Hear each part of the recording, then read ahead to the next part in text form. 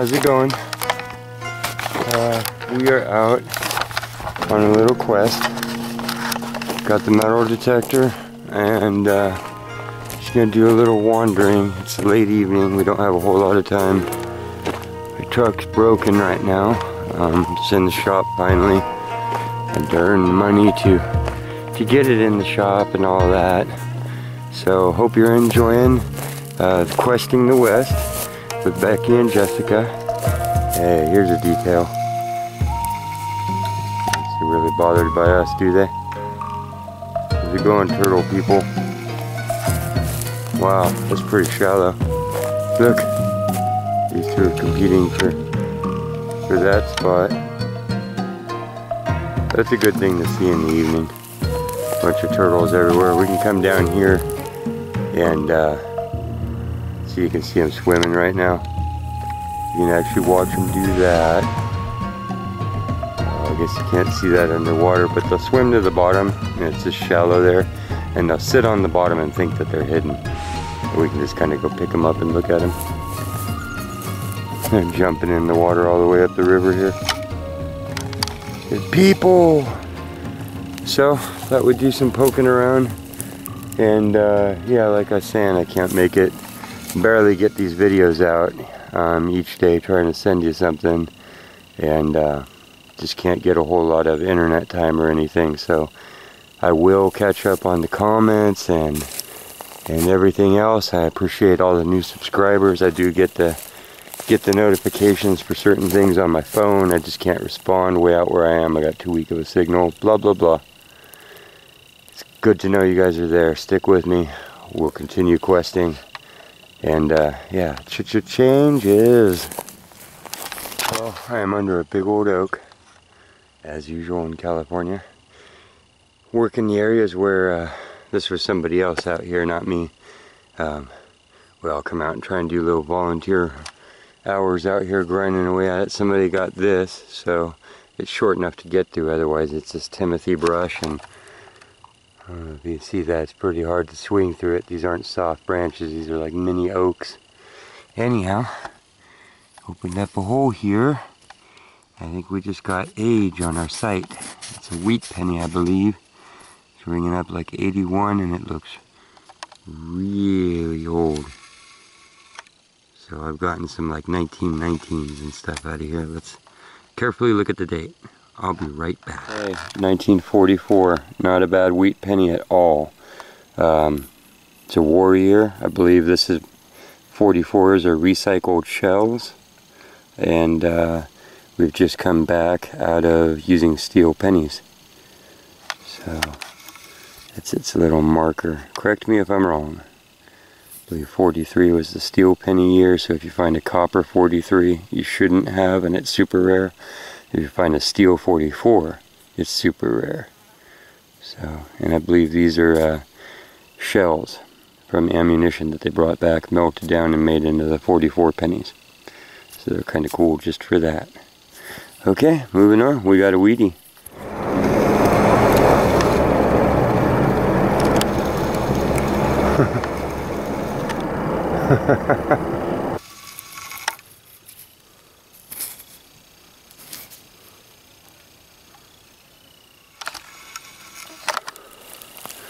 This one was reading a little bit better.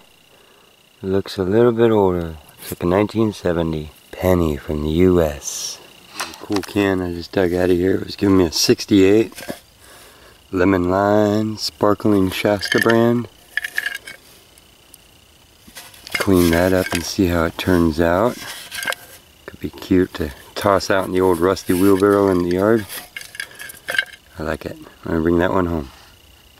Okay, just dug up a jar. It was giving me a signal. Not sure. Let's go ahead and check it. See if it's full of somebody's coin collection or anything. I got a lot of precious things in jars, so you never know. I don't see anything in there. So maybe whatever that was, let's try not to eat that. We'll wash our hands off real good and remember not to put our fingers in our mouth when we touch something we don't know what it is. Could be bad. It's not that old, I don't think. It does have a little bit of rainbow to the glass. I don't know if you can pick that up. Kind of rainbow glossed over there. So I don't mean to leave it out, and you know, it's devastation, fires all throughout California. My condolences. I'm not trying to be callous to it, maybe a little bit numb at this point. These years have been pretty insane, and I've been evacuated twice. Right now I'm looking at all the major towns north of me evacuated. The little town I live near is full of refugees. Every town around here is full of refugees. And just as a detail so you can see how widespread, I mean the sky all day long, and this is a good day, but everywhere is just full of smoke, no matter where you are, for hundreds and hundreds of miles. And the ground, my deck at home, I'm going to try and zoom in. All this gray that you see is ash. So the entire ground of California is covered in ash. No joke. I mean, I'm just looking between the leaves, even out here, every leaf surface. So just a detail, so you know how it is. I mean, we are burning up and have burnt up.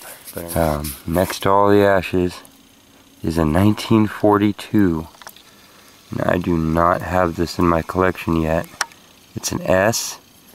It's a weedy, and it looks in pretty good condition for being dug out of the ground. Not bad. So I'm in pretty. It's where peas and stuff were, and they're dried out, so I'm able to actually get the Garrett and the nail coil through it all. But yeah, 2 Wheaties in one hunt. I'm happy at 42. And ashes, ashes. Here's our next coin. I'm using a pick, so I would leave the dirt. Seems like if you do 2 marks on either side, then you can just break it out. And this was our 80 signal. It's a 1970 dime. It was like 83. So close to all these other Wheaties. I was hoping that we had a silver. Let's keep going. I mean, I haven't got to touch this area yet. And I'm being brave. As it gets drier, I'm pushing farther and farther out, because I tell you, things grow so quick now. You see them just sitting here, dry, the plants, I mean. The second that we get water out here, we have California is like 3 months of dry, maybe it rains one time, and then we go into our cycle where it can just start raining. We could have, you know, 4 inches in a week right at the end of that, and stuff will just spring back to life. All these little barely bluish green little tendrils of peas and stuff will just go and recover an area. So this is actually maybe one of the barest, as far as getting through it, chances that we're going to get, you know. A lot of little twigs though that catch your coil and make you crazy. But I'm in custom mode, which for me, it's pro. I do not use anything but the proportionate audio. Don't be scared of it. It doesn't mean you have to be a pro. It means that the noises are proportionate to the depth and to the size. So basically different strengths of each tone, not just the different tones. And I have it custom with just up to like 35 removed from the iron. Everything else showing. That keeps things nice and quiet. Plus you got the iron audio. So that is basically like turning off your discrimination for a second. You hit that, look for nails, you know, hit it again, and you're right back to where you were. I don't turn my sensitivity up higher than that unless I'm have cleared out an area. If there's a lot of targets, I leave it there, or it'll be picking up stuff, you know, to the left and right and stuff. And then once again, I got the nail head on here, made in Ukraine, just for the Garrett AT Pro, and it looks like an overlapping double D. It's a little bit skinnier than even the Garrett head, and it just means it makes it to where I can move so slow and go beep, beep, beep. I don't have to do the fast swing, and so I wouldn't need to go any smaller than that to snipe, especially with the pinpointer mounted there. Okay, back to the hunt. Haha.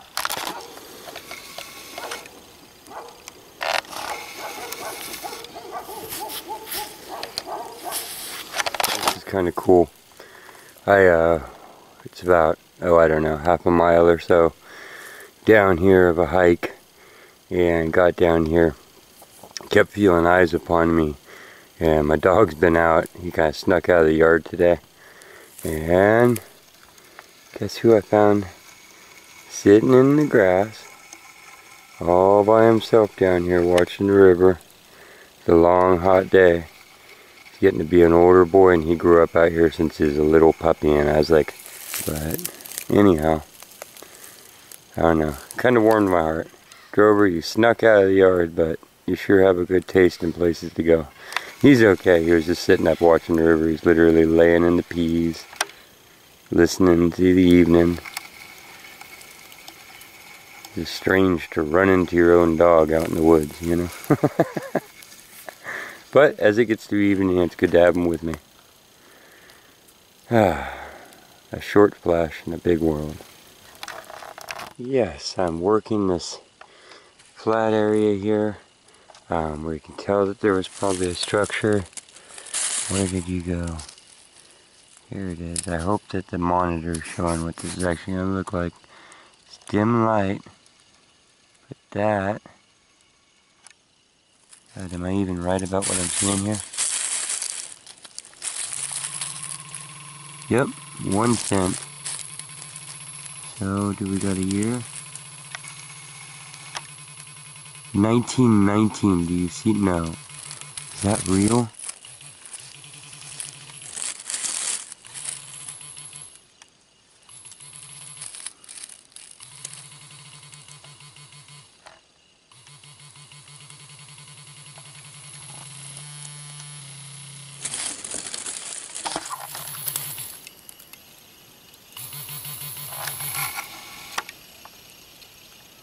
I believe that's a 19. Wow. Come on. Okay, so that means that this whole area around here has old stuff. Plus, just talking to a buddy about 3 miles from here, and he found handfuls of Indian pennies. So, all these hillsides, even though the population is sparse now, could have anything in them. That's exciting and mystifying, because come on, I mean, and this goes for a very long ways into the world. It's hard to pick, you know, you gotta look for flat spots like this and stuff. Wow, okay, I am happy. 3 Wheaties, and one of them's a 1919. Beautiful green. Thank you for joining me on this one.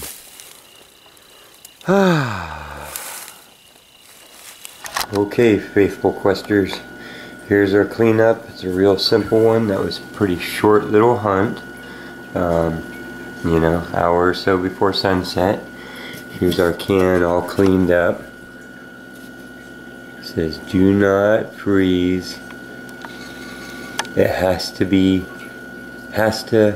Shasta. The shot of Mount Shasta. I live here in California, so that's kind of awesome. And then I saw that this was the Pacific Can Company trademark. And San Francisco, the Shasta Water Company. So about 60 miles from here. This was canned back in the day. This is where I put my pick through it. And yeah, didn't even have a pull tab yet. So anybody knows what era that's from. I'm not sure when we started using pull tabs and when we started using, or when we were still poking holes. So I think somebody should make some sort of index of all the different pop tops and when they are, so you could date sites with them, like pottery. I think that would be useful for diggers. And we got melted lead, melted aluminum, piece of a toy jack, bolts, copper tubing, some older shelves, and these are our finds of the day. Really didn't get, you know, I got a dime or two, but we got a 1944 copper. see what mint mark. I believe that's an S. And then San Francisco mint mark 1942. I do not have a 42 penny in my collection. Haven't found one before. So they seem to be as rare as 43s or whatever. And then a 1919.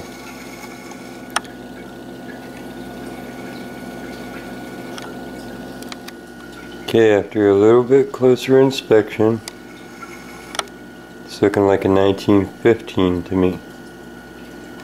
See that? It's a pretty good condition. That means it's already over 100 years old. If it was a 1919, see, in one light it looks like a 1919, but then look at it up close. I'm actually seeing a 15 there. See how the curve of the 19 is different than the slant of the 5.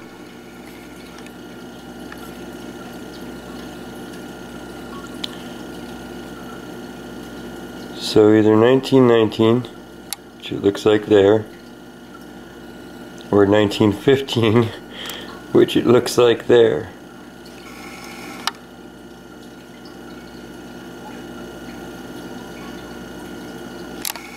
Either way, 4 months from now it'll be 100 years old, or it already is. God, that's deceptive. It keeps going from 9 to 5 before my eyes. Or 13? Okay, we're gonna go ahead and set this puppy down. It's definitely a 1915's coin. 1 penny US. Okay. So I'm stoked. Anytime out here in California where you can pull stuff that's 100 years old out of the ground. You know, our gold rush was in 1849. So you only got about 60 years before this of any sort of major Western European settlement here. Otherwise it's some pioneers and trappers and stuff before that, and then Native Americans. So it is good history in my books to be pulling these out of the ground. Okay, remember you can like, share, subscribe, comment. We'll see you next time. More metal detecting to come, more rock hounding, more magnet fishing, more everything. We'll see you then. Thanks for sticking with me.